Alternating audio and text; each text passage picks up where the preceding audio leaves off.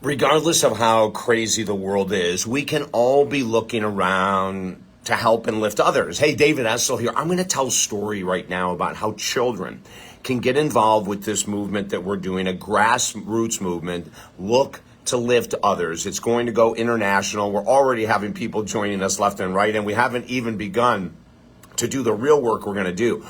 But I want to have children understand that they have a huge role in helping this world to heal. And, we've gotten away from teaching our children how to be compassionate and understanding of those that don't look like us, to be compassionate and understanding of those that don't act like us. We've completely lost it. And I am going to help through our organization, Look to Lift Others. I'm going to help children understand how they can have a powerful role in making a difference in this world. This is grassroots. We have so many examples of how adults can get involved, and this one is all about children. And as a matter of fact, it's a true story that happened to me years ago that I turned into a book. And I changed the characters around a little bit so that no one could really know who I was talking about. But the story is 100% absolute truth. I went in to do the keynote address at a high school. And I'm walking around, and there's 400 kids in the auditorium eating breakfast, and I'm going to speak for an hour. And I'm stopping at tables asking all these kids, what they're going to do when they graduate from high school. And then out of the corner of my eye, I see this child sitting all alone by himself. There had to be 10 other chairs at his table just empty. All the other tables were completely full, and he was by himself. And as I walked around the room, I kept noticing. And as I walked over to him, I said, "Hey, do you mind if I sit down?" And he was eating, and he just sort of motioned his head. I took it as a yes. I sat down, and I said, "Hey, what are you going to do after school?" And he just kept eating and eating. He didn't say anything. And I said, "You know what? You don't even have to talk to me. That's okay." I said, "I'll just talk for both of us. Are you okay with that?" And you could see just a slight smile coming from out of the side of his mouth. And I said, "I really am interested in you. What would you like to do?" And he lifted up his head. And he looked very different than everyone else in that room. He had one of the worst cases of acne I've ever seen in my life. His face was dripping oil. He had this contraption in his mouth, much more serious than braces. It looked like braces upon braces upon braces. I didn't even know how he was eating. And as I stared into his eyes, and he stared into mine, he said, "No one has ever asked me that question. No one ever asks me any questions." And I smiled and I said, "That's why I'm here. I want to know. I want to know about you. I want to know about what your plans are." And all of a sudden he opened up, ladies and gentlemen. And he started telling me how he was a volunteer at the EMT and how he was going to go on and become a fireman, or he was going to come on and do something in that profession. He had been working that volunteerism for a couple years, and he knew what his life calling was. And you could see the excitement. He started telling me stories about, rescuing babies, being a part of it. Of course, he wasn't officially there. He was a senior in high school, a volunteer. But he was telling all these stories, about helping an old man in a car crash and a baby in a car. I mean, it was just, and he was passionate about it. And I stood there talking to him, or sat there for so long. All of a sudden I hear over the loudspeaker, "Is our speaker in the building?" I had been so wrapped up into him. And it's because of him that I'm going to share a story of how all children can help other children learn to love each other, accept each other when they don't look or act like we look or act. And as a matter of fact, I'm going to read the book that's based on the story I just told you, The Real Life Adventures of Catherine Calloway I. This book is the story that I just told you, put in a book form with a little girl instead of me and another little girl instead of the gentleman that I was speaking to. If you share this with your children, please do. Give them the opportunity to become part of our movement. Invite them to become part of our movement. Look to Lift Others. And by reading this story to your children, or watching them watch me read it on this video, we can start to change the world and the mindset of children all over the place. The book, of course, is available at Amazon, but this Audible is free. So let's get into it. Okay?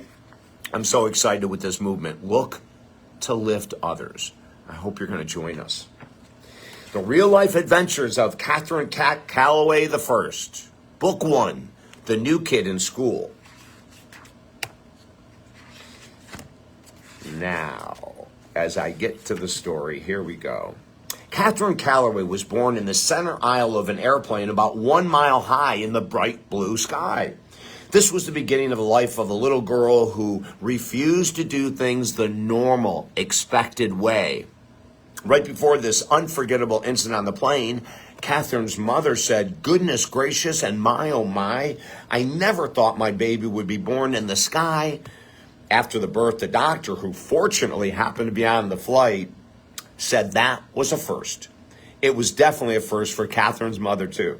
She looked down at her new daughter and said, "You started different instead of the same. We'll just have to put the first after your name." This is how the remarkable girl became Catherine Calloway the first. Her friends all called her Cat. Cat lived a life filled with amazing opportunities, and she took each one to heart.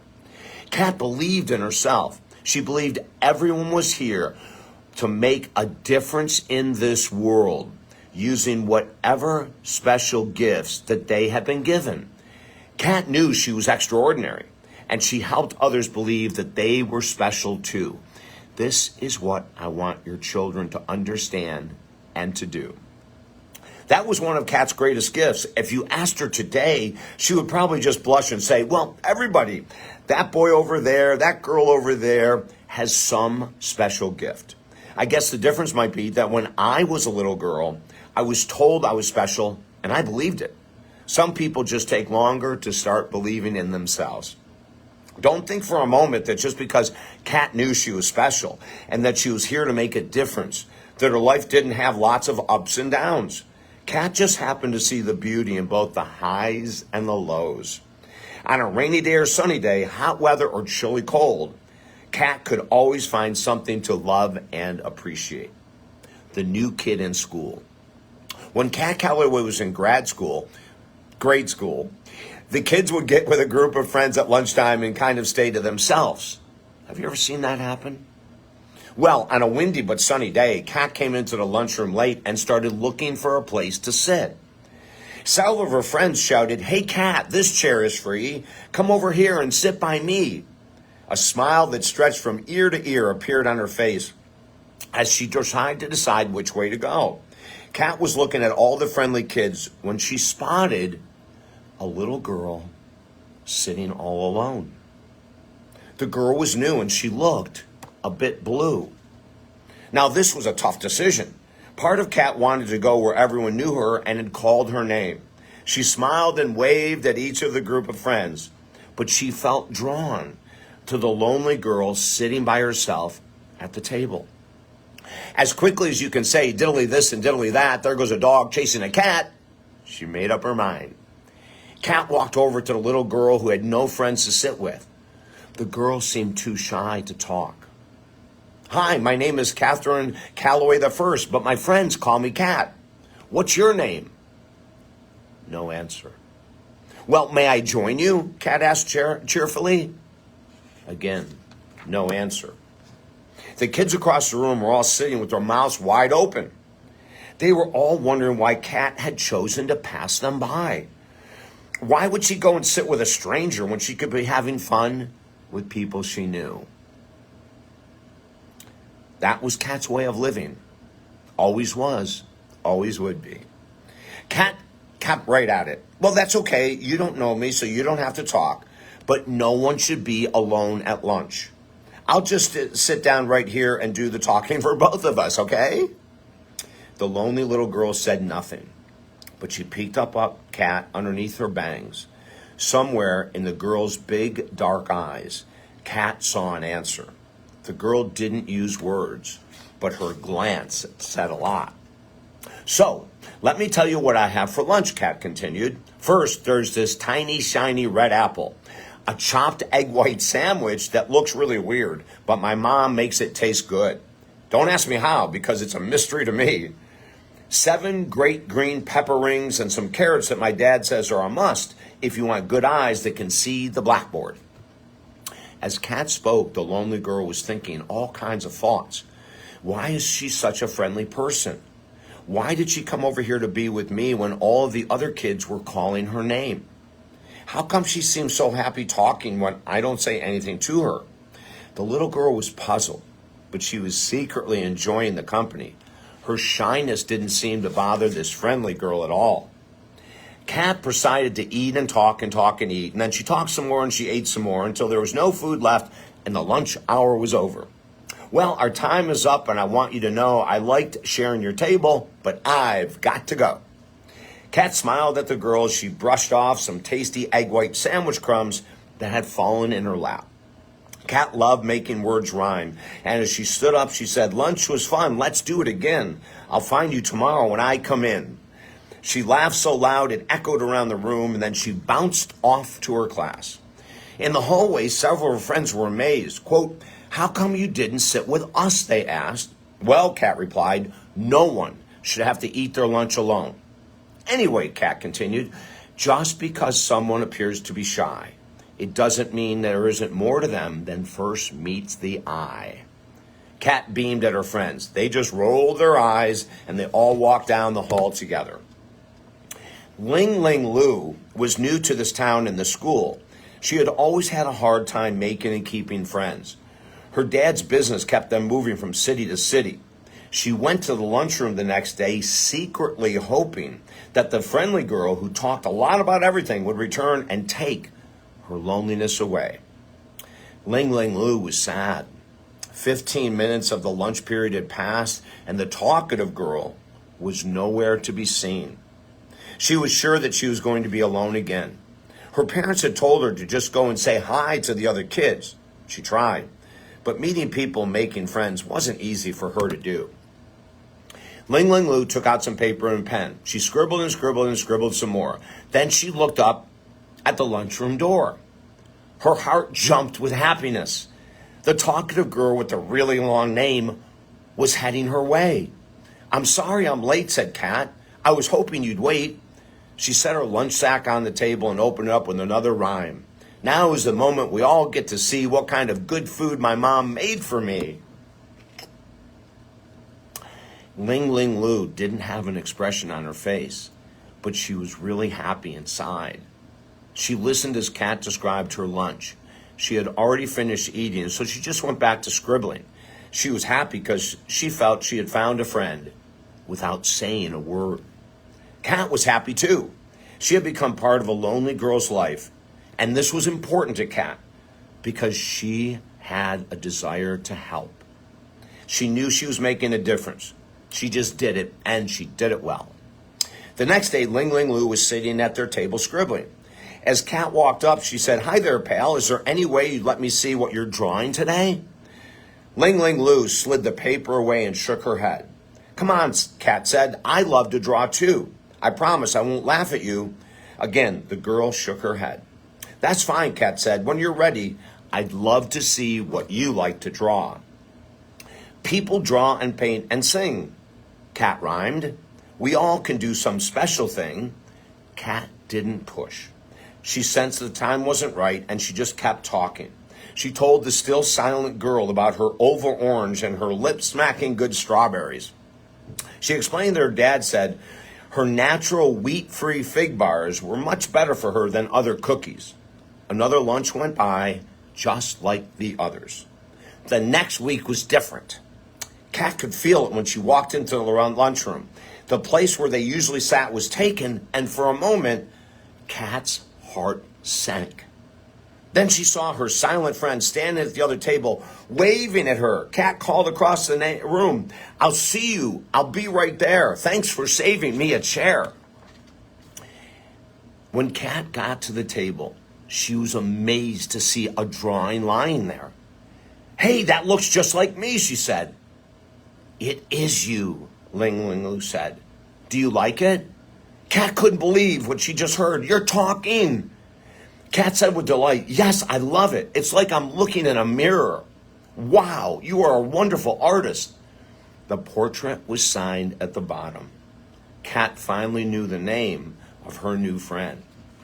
Kat stood there looking at the portrait, and then she turned around and held it up in the air. "Hey, everybody, look at this." At first, it seemed that Ling Ling Lu was embarrassed, but as she and Kat went from table to table showing the other kids the drawing, she stopped blushing and started smiling.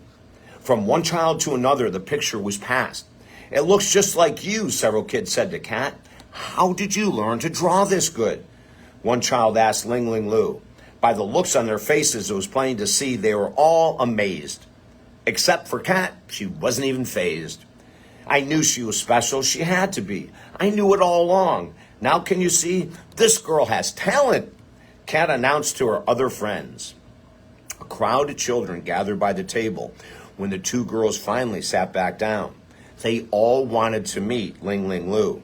All of Kat's other friends wanted their pictures drawn too. It seemed that a real change had taken place in the lunchroom that day. There was quite a commotion. Kat stood up and said, "Be patient, my friends. Artist Ling Ling Lu would love to draw every one of you." First Jenna, then Chuck, and finally Sue sat as models for Ling Ling Lu. Sue was admiring her picture a few minutes later. "It's a good thing you went to sit with our new friend," she said to Kat. "If you hadn't, we would have never known how cool she really is." Chuck told Kat it must have been hard for her being the new kid in school. Jenna was very happy when she finished being a model and said, "Next time I see someone sitting alone, I'm going to go and make a new friend." Catherine Calloway the First stepped back for a moment from the happy crowd that had gathered around Ling Ling Lu. Kat hadn't intended to teach a lesson, but all of the kids seemed to have learned something. She had just done what came naturally to her. In her mind, she put it this way: you never know how much fun you will start when you see lonely people and open your heart. Kat had a smile the size of Montana the rest of the day. That evening, she brushed her teeth and looked in the mirror. She knew she had made the right choice by sitting with the lonely girl, and she couldn't wait for another chance to do the same thing all over again. With a wink and a giggle, she turned out the light and crawled into bed to sleep for the night. As she lay there feeling her soft pillow and warm covers, she whispered her favorite poem to herself. "I shine bright and was kind all day. I helped others to find their way. I can sleep and enjoy my rest, 'cause I know today I did my best." Kat looked out at the big window by her bed. She could see so many stars twinkling in the night sky. One last rhyme drifted through her head as she started falling asleep. Remember this, everyone, everywhere. We all feel much better when we show we care. Looking to lift others is the message for our children. Looking to lift others is the message for our teens. Looking to lift others is the message for all adults. Epilogue. Some people might be wondering what happened to the lonely little girl that Catherine Kat Calloway I made friends with.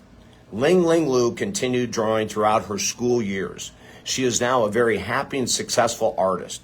She often thinks about her life as a little girl and remembers with a gleam in her eye how kind and supportive Kat was to her when they were in school together.